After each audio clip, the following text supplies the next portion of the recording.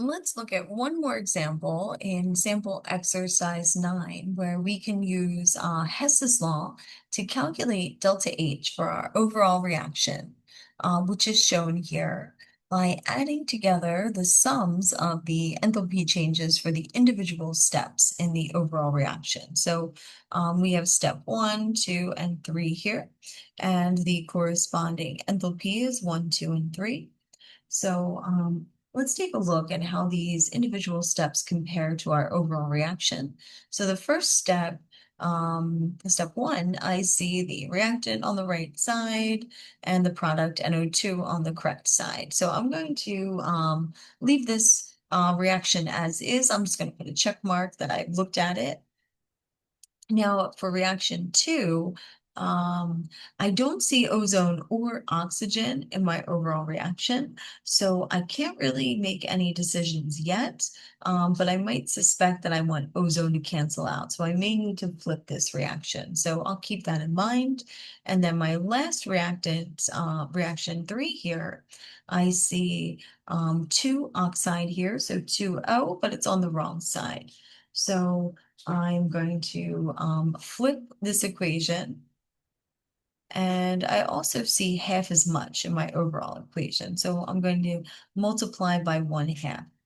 And then I'll go back, and if I was to flip this equation, I can cancel out both oxygen and ozone. So let's test out our assumptions here. So let's make any of those manipulations to these equations. So I see NO plus oxide gives me NO2 plus O2. So I'm going to leave that the same. And so that's equation 1. Equation 2, I'm going to flip that. So now I have 3O2 on my reactant side and O3 on my product side. And then we have reaction 3 here. I'm going to multiply that by 1/2 and flip. So I'm going to have 1/2 O2 over here, and then I'm going to have just O on this side. All right, so let's add all of these up and see if we get our overall reaction as we hoped.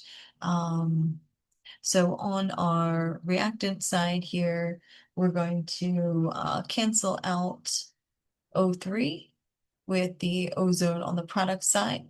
And then we see here that I have O2 and 1/2 O2.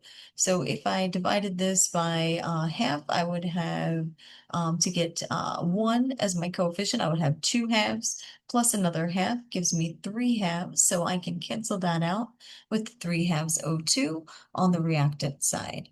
So now I'm left with just a few reactants and products here. So we can see that our reactant NO is present, and then O, and that's all we expect or hope to see on our reactant side. And then we have over here on the product side just NO2. So it looks like we made all the manipulations that were needed to these equations. Now we have to make those changes to our enthalpy values. So I see negative 198.8 kilojoules because I didn't make any changes there.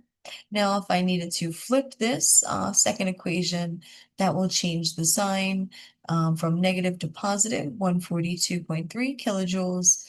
And now if I half and I flip this equation here, I'm going to have negative 495.0 divided by 2.